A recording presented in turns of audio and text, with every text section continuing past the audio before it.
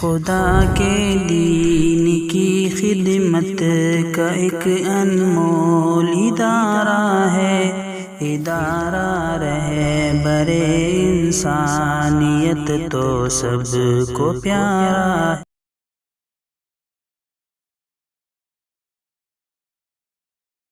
الحمدللہ رب العالمین، الصلاۃ والسلام علی رسولہ الکریم، اما بعد۔ علی جناب صدر جلسہ، اساتذہ اکرام اور عزیز ساتھی، السلام علیکم ورحمۃ اللہ وبرکاتہ۔ آج کے اس مبارک جلسے میں میری تقریر کا عنوان ہے اسلام نے عورتوں کے حقوق۔ تاریخ گواہ ہے کہ ایک عرصے دراز سے عورت مظلوم چلی آ رہی ہے۔ ایران ہو، مصر ہو، عراق ہو، ہند ہو یا چین، کوئی جگہ نہیں جہاں عورتوں پر ظلم کے پہاڑ نہ ٹوٹے ہو۔ حتیٰ کہ اہل عرب عورتوں کے وجود کو متبار سمجھتے تھے اور لڑکیوں کو زندہ دستور کرتے تھے، لیکن جب اسلام کا نور پھیلا، مذہب اسلام نے عورت پر احسان عظیم کیا اور اس کو ذلت و پستی کے گڑھوں سے نکال کر اس کی انتہا کو پہنچایا۔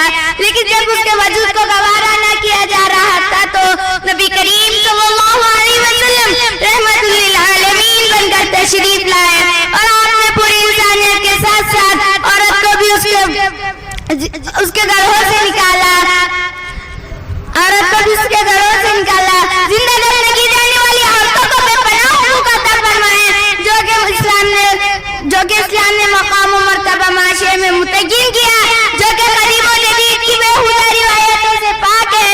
نہ تو عورت کو گناہ کا پتلا بنا کر مظلوم بنانے کی اجازت ہے اور نہ ہی عورت کو یورپ سے آزادی حاصل ہے۔ انسان ہونے میں مرد و عورت دونوں برابر ہے۔ سورہ 3 میں فرمایا لَقَدْ خَلَقْنَا الْإِنسَانَ فِي أَحْسَنِ تَقْوِيمٍ، ہم نے انسان کو بہترین شکل و صورت میں پیدا کیا اور آدم کو جملے مخلوقات پر فضیلت بخشی جس میں عورت بھی برابر کی حصہ دار ہے، اسلام نے عورت کو تعلیم کا حق بھی دیا اور ان کو فرض قرار دیا گیا اور مرد عورت دونوں کے لیے اس کے دروازے کھول دیے۔ جو بھی اس راہ میں پابندیاں تھی سب کو ختم کر دیا۔ لڑکیوں کی تعلیم و تربیت کی طرف بہت توجہ دلائی جو کہ اس حدیث سے واضح ہے، جس نے 3 لڑکیوں کی پرورش کی، ان کی تعلیم و تربیت کی اور ان کی شادی کی تو اس کے لیے جنت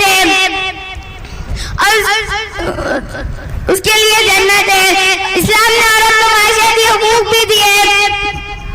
ایک عورت اپنے گھر کی مالکہ اور اس کے بچوں کی معلم و مربی ہے۔ عورت کا نان و نصف حالت میں مرد کے ذمہ ہے، اگر بیٹی ہے تو باپ کے ذمہ، بہن ہے تو بھائی کے ذمہ اور بیوی ہے تو شوہر کے ذمہ واجب کر دیا گیا۔ ماں کا اخراجات بیٹے کے ذمہ واجب ہے۔ ارشاد باری تعالیٰ ہے علیہ موسع قدر علیہ مقدر قدر، خوشحال آدمی اپنی استطاعت کے مطابق اور غریب آدمی اپنی استطاعت کے مطابق معروف طریقے سے نقبہ دے۔ مہر کا حق مرد کے ذمہ لازم قرار دیا گیا اور ساتھ ہی وراثت میں بھی عورت کے حقوق ہے، یعنی عورت کا حصہ مرد سے آدھا ہے، اسی طرح عورت کو وراثت سے اور مہر سے جو مال ملیں گا وہ اس کی پوری طرح کی حصہ دار ہے۔ آخر میں ایک شعر کا کر اپنی تقریر ختم کرنا چاہتی ہوں۔ وجود زن سے ہے تصویر کائنات میں رنگ، وجود زن سے ہے